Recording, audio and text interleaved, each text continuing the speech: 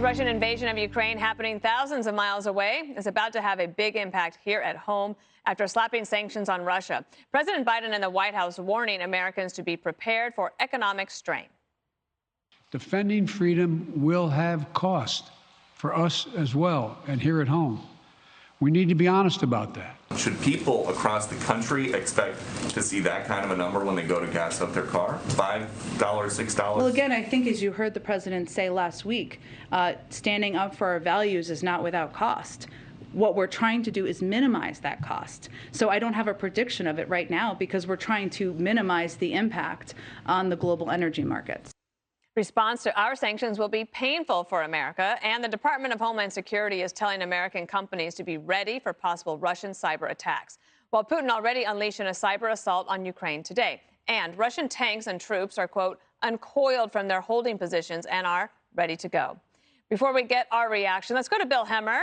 Of course, we got Bill Hemmer at the billboard. Partner. How are you? It's good to see you. You've been working all day. We don't leave. Yeah, nice to see you, Dana. What's the update? Here is the situation. It's midnight in Kiev, and it's 1 o'clock in the morning in Moscow, and we're waiting on word as to whether or not Putin's going to pull the trigger. There was a headline about an hour ago about forces down here in southeastern Ukraine requesting military assistance on behalf of Moscow to help with Ukrainian aggression. That was the word from the Kremlin now. Okay, here's the neighborhood. Poland to the west, Belarus to the north, Russia to the east, and Ukraine is the focus right now. I'm going to show you a couple slides, Dana, so our viewers at home get a sense of this. This is what we believe based on 3 days ago, right? This is the 20th of February. Every white circle you see here is an existing military position, and every red circle you see is a new military presence, okay? That's as of 3 days ago. Let me just go forward a couple screens here. And this is where we believe the Russian military was in the fall. Existing military positions down here in Crimea, southeastern Ukraine. All right, that was prior to the current buildup. This is as of the end of December, December 29th. You see the red circles start to pop up in Russia here, down in Crimea. I'll take you to the end of January now, January 25th. See this activity here? That's in another country. That's in Belarus. Very friendly history with the Belarusians and Moscow. You start to see the activity here and more in Crimea as well. Then let's go to the image I just showed you a moment ago. As of 3 days ago, in Belarus and Crimea in a significant way. Putin's got a lot of options here. What's he going to do? What's he going to pull? If you look at the possibility, if Belarus gives the Russian army the authority to cross its own border, which is a possibility, hasn't happened yet, or Putin could come in here from the northeast. There's a main road here that kind of cuts through on a map that has the ability, the pavement, the construction that would allow you to take big tanks and big trucks to cross Ukraine. Whether he does that or not, we don't know. Crimea is an option here down in the south and also here in the southeast, these areas that Putin has declared independent as of 36 hours ago. So he's got a lot to do. He's got a lot of options on the table. Which one will he pull? We do not know. But again, midnight in Kiev as we speak right now. Dana, back to you. Bill, thank you. I'll see you in the morning. Appreciate it. We'll take it around the table now. Pete, just from the military perspective, when you see that, and especially that naval position to the south, there is a possibility that with the ships there, you could see additional activity even from that side. Very much so. I appreciate that breakdown from General Hemmer. Well done. You're exactly right. The blockade in the Black Sea is an important and significant development. It cuts off Ukraine from water resources. There's also in Odessa an important port there that they could move toward. Look at the dots move on that, and it's quite clear exactly what Putin's intentions are. We know that. We've talked about it. What's happened in the last 24 hours, there hasn't been a lot, but there's a lot that goes into putting yourself in a position to launch a full-scale attack on your own terms, which is what Vladimir Putin's done. And if you look at what the goal of the Americans, what Joe Biden's goal has been from the beginning, it's been deterrence. That's the goal, right? We want the deterrence. If that has been the goal, and signs point to where we're going right now, that will have been an utter failure. Mm-hmm. And you contrast that with the realpolitik approach, the unpredictable realpolitik approach that Donald Trump took, the killing of Soleimani, the defeat of ISIS, how he dealt with Iran, how he dealt with Ukraine, the Rocket Man, all of that. Strong men around the world understood we had strength here. Right now, Vladimir Putin knows the only thing he's dealing with is diplomats who think they can talk their way out of this, weakly sanction their way out of this. Right. None of this will deter him. This is all depends on his ambitions. The sanctions, Jesse, are just sort of have been described as timid, not enough. It's a little bit here and a little bit there. But I was thinking, do you remember the mother of all bombs, the Moab? Yeah. And that was one of the first actions that President Trump took as president. And it surprised everyone, and it took everyone off guard, like, whoa, he's serious? Why can't we have the mother of all sanctions rather than these little nibbles? Well, living in Russia is the mother of all sanctions. I think they have a tough life there, and they've been living under sanctions probably their whole lives, especially the last 10 years or so. But you're right. This guy's locked and loaded. He's sending blood to the front lines. He's building hospitals. He's already used the cyber. He's doing the information warfare. They're cocked, and, you know, it's just a matter of time. He's in the driver's seat. And you're right. We're all just reacting to what he's doing. Yeah. And that's not a great position to be. Here's the Jesse Watters worst case scenario. Worst case scenario, an American who has not evacuated that country dies somehow because of combat in that country. What does Joe Biden do if Americans killed by the Russians in Ukraine? What do we do? I mean, God bless them. Probably nothing. Yeah, nothing. I mean, that's a decision that's going to have huge consequences. What happens if he goes into Kiev? Like that lightning strike right into Warsaw. They don't see that coming. Goes right into Warsaw. That's World War III. Plugs in right there. You cut off the Baltics from that Western, Northern European plane right there. And he just says, all right, you want to turn your lights off, Europe? Right? Because that's what Europe's going to have to do. They're going to have to turn their lights off, not buy any energy from the Russians, or Germany's going to have to cut a deal with the Kremlin. And I don't know what's going to happen there. Are we going to defend Poland?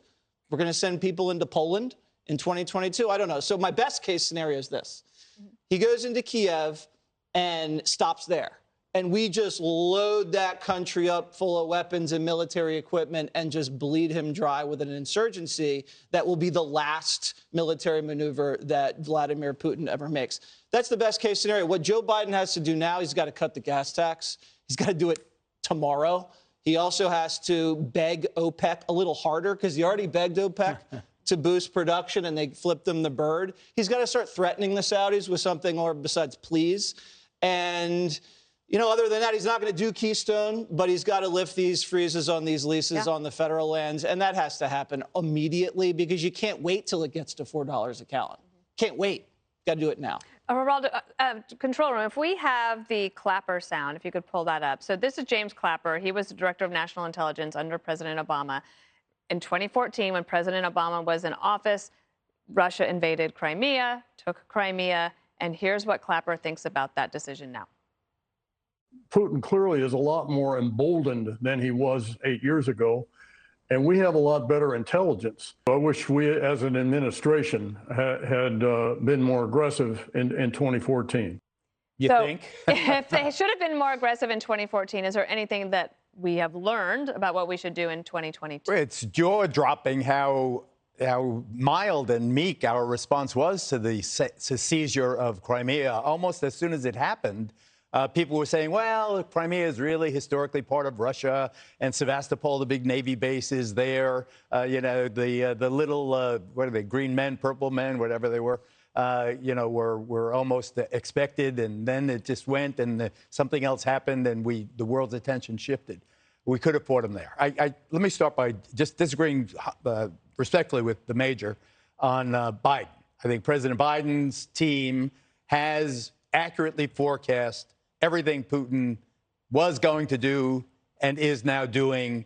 And I only hope the president is wrong that Putin hasn't made the decision to pull the trigger right now. Why do I say that? Jesse suggests there could be a move into Poland. You know, who knows what could happen? And that's true. Eisenhower said no plan of action survives first contact. You know, once war starts, you never know where it's going to go.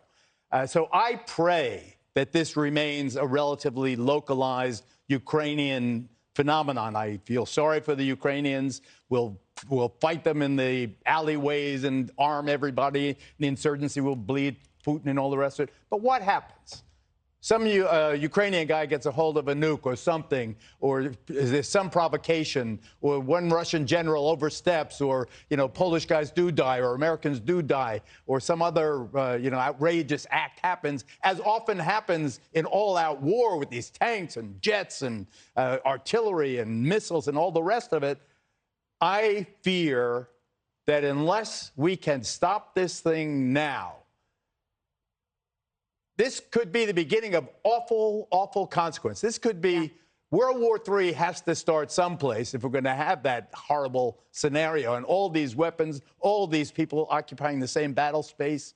Who knows? And what Putin is thinking. I can't imagine what Putin is thinking and what he thinks he's going to get at. President Trump's DNI, John Ratcliffe, was on earlier with Martha, and he said something that was very interesting, Katie. He said, all of us are being asked these questions of what will Putin do rather than what should Putin do, because we're in a position of just basically waiting to see what he does rather than telling him what he should do. And the line from the White House continues to be, if Putin moves, we will also move. So they're following from behind, leading behind what Putin's actions are going to be. They also keep trying to make this argument that everything, with the energy situation, that they're doing everything that they can to mitigate the cost for Americans and the pain at the pump. It's just not true. If they wanted to mitigate the cost, they would turn the Keystone Pipeline back on. They would hire back all the guys they fired on day one, and they would get 800,000 barrels of oil a day running through that pipeline instead of importing 500,000 barrels a day from Russia. The other thing I want to bring up here is the Ukraine-NATO situation. So for years, Ukraine has asked to be in NATO. They've said, we want to pay our fair share. We want to be part of the alliance. We want to have this Article 5 situation against Russia, just in case they decide to invade like they are right now. Instead of, Ukraine was always told, well, you guys have to fix your corruption issues first. Joe Biden told them you have to fix your corruption issues first. And instead of actually helping them fix the corruption issue, the Bidens and other politicians in Europe and the United States participated in it. They got rich off of it. And now Ukraine, civilians there, are going to die as a result of this chaotic situation where they were taking advantage of the lawlessness, the corruption in Ukraine, not fixing it, because if it's a NATO country, you can't go in and take advantage of the corruption, right? Because there are certain rules about it. So they let Ukraine hang out there so they could all get rich. And now they're screwed. They're surrounded. Really and so I think point. people need to remember that. They've been asking to be part of the alliance. They've been told nope. While people like President Biden have gotten rich off of it, Hunter Biden got rich off of it, and now they're in a position where they're and countries like Germany have said they may object. Why might that be? Right. Germany's getting its energy from somewhere exactly. else. Right. Hey, Sean Hannity here. Hey, click here to subscribe to Fox News YouTube page and catch our hottest interviews and most compelling analysis. You will not get it anywhere else.